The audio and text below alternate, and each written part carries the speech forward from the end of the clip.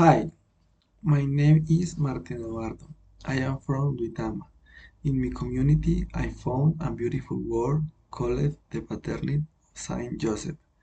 It is a painting by Armando Rodriguez. I found a similar work on Google Arts and Culture.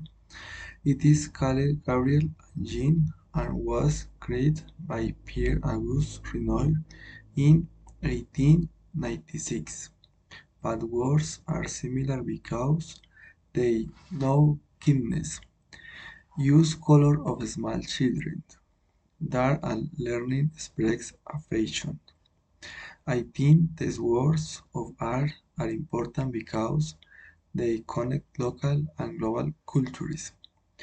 But words call my attention because they express the simplest transform into service and early childhood.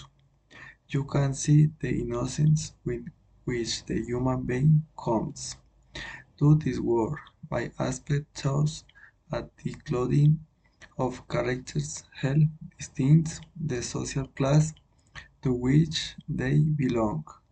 In both pictures, the adults are seen tired, but with hope for a better future in that boy and girl.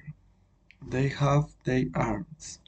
Signs apparent of care games they expect those who come on the road to have better chances.